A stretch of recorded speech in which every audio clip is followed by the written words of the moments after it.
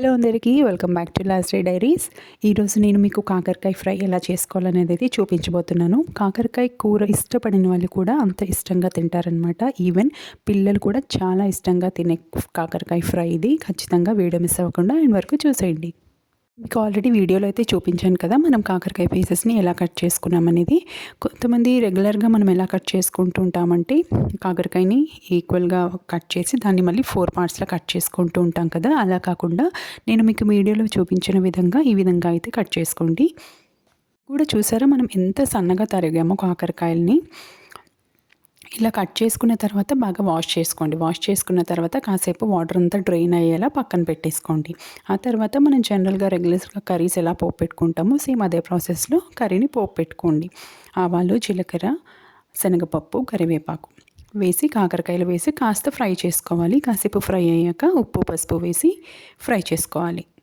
So ఇక్కడ మీరు చూసినట్లయితే మనం దీనికి ఎలాంటి మూత కూడా పెట్టడం లేదు. ఎందుకు అంటే ఇది ఫ్రై కాబట్టి అందులో వాటర్ చేరే ఛాన్సెస్ ఉంటాయి కదా. సో మనం దీన్ని మూత పెట్టకుండా కర్రీ అనేది ప్రిపేర్ చేసుకుంటున్నాం.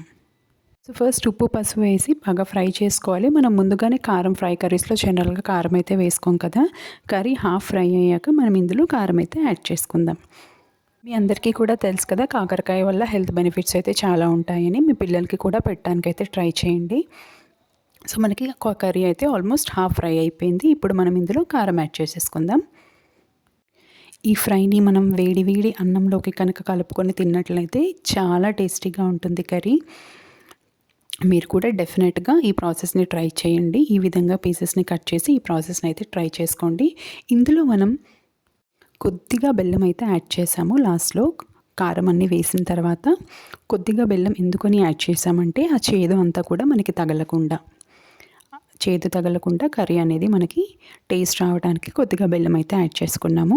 బెల్లం వేసిన తర్వాత ఇలా ఫ్రై చేసుకోవాలి. బెల్లం వేసిన తర్వాత కూడా మనం ఇందులో ఎలాంటి వాటర్ అయితే యాడ్ చేయలేదు. సో ఫైనల్గా కర్రీ అయితే ప్రిపేర్ అయిపోయింది. చూసారా, చూస్తుంటేనే నోరు ఊరుతుంది కదా. సో మీరు ఇంకెందుకు ఆలస్యం, మీరు కూడా డెఫినెట్గా ఈ రెసిపీని ట్రై చేసేయండి. మన ఛానల్ని ఫస్ట్ టైం చూసే వాళ్ళు ఎవరైనా ఉంటే please do subscribe and please like the video.